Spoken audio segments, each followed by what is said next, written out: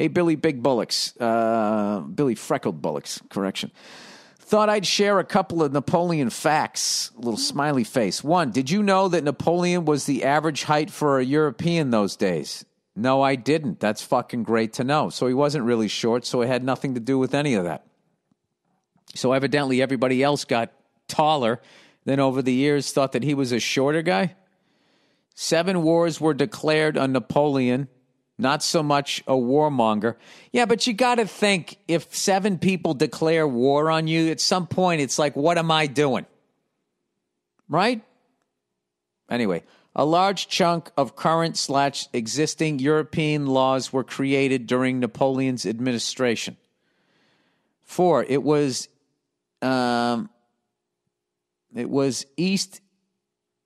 really was East India Company versus Napoleon. The company had a standing army of 200,000, twice of the British Army. This is all vague shit, dude. I don't know what any of this is. Also, it was in Boston that East India Company tea was dumped into the sea that sparked another conflict. Well, it seems to me that you're French on some level, or you like Napoleon, or you're a contrarian, because everybody said this little shit started a lot of stuff. Let me see. Napoleon was average height. He was 5'6". Yeah, but George Washington was 6'2". Louis the 16th was 6'4", and Adolf Hitler was 5'9". George Washington was 6'2"? Get the fuck out of here. He was like a power forward back then. 6'2", 6'3" with the powdered wig. Huh? Any Fletch fans out there? People who ask, all right, was Napoleon actually short? In fact, he was probably of average height. According to pre-metric system French measures, he was a diminutive 5'2", but the French inch pounce of the time was 2.7 centimeters, while the imperial inch was 2.54. Oh, so he was actually taller. Napoleon's height revealed. But if Napoleon was of average height, the easy psychology doesn't work for him. Yeah, exactly. They made it nice and simple. He was this short fucker, right? Who came up with that, man? That's like some ex-girlfriend shit. You know, he's short, he's got a little dick, that's why he's a fucking cunt. You know, those basic, you know, here to here to here, you know. This, then this equals that. That's actually very interesting. I don't know anything about the East India Company. What is the East India Company? Let's look that up. East India Company. East India Company, also known as the Honorable the HEIC. What did they do? It was formed. Does it still exist?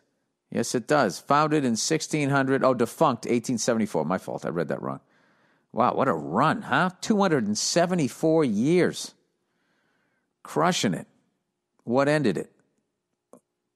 Is that when the British took over their fucking country? Is that what happened? English Education Act. Oh, Jesus. I don't know. England's like the original Andy Cohens of the world. You know that guy gets all those Real Housewives all stirred up. It's like England did that before Andy Cohen, except they did it with countries and races of people.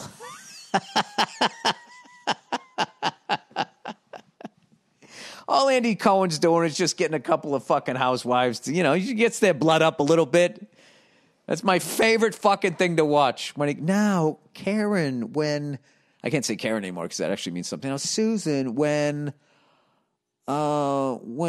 Lacey called you a cunt in episode 2, you seem to really not like that. Like, you can call me a bitch, you can call me a whore, I don't care. I heard all those words growing up. But when you call me a cunt... And he just sits there going, go ahead, take up more time. Beautiful. Let's get it going. I mean, can you imagine? I mean... I think Andy Cohen could bring boxing back the way that guy knows how to fucking stir shit up out there. I'm telling you. The man has skills. I'm a fan. All right. Plowing ahead. Well, I'll have to look that up. I love the fact. I'm going to just start saying that, even though I don't even know if it's a fact.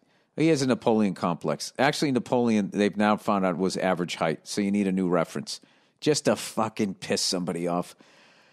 I mean, that's probably 80% of my joy in the world. I can't say that because I got kids now, but you know what I mean. The me outside of my family, 80% of my joy comes from moments like that, just being a fucking douche. I don't know why. All right. East India Trading Company. Hey, Billy boy. Hey there, Billy boy. Hey there, Freckles. You mentioned the East India Company and said you don't know much about them. All right. Yes, I did. I already forget what they are. I attached a quick video about them to sum them up, but they were essentially an extension of the empire's government. They pretty much did the normal of what white people would do to us third world people back then. Genocide, looting, slavery, all the hits. They stole $45 trillion worth of wealth from India. India accounted for a quarter of the world's GDP. What is that? Gross something product? I forget. Before the white man got there. Well, why can't answer your question? Why didn't you kick their fucking ass? You had all of those goddamn people. It was a fucking home game. I mean, that's just fucking hardcore. Like, you guys were just crushing it, and then they just come in like, yeah, we're just going to take that. When they left, it was only 2%. Yeah, I know. I don't think that there's enough out there. There seems to be plenty out there about what the Nazis did to the Jews. There's plenty out there about what white people did to African Americans. But, or maybe I just haven't been paying attention to this. Jesus Christ. White people, you don't have to do it. They stole $45 trillion worth of the wealth from India. India accounted for a quarter. Okay, we already said that. When they left, it was only 2%.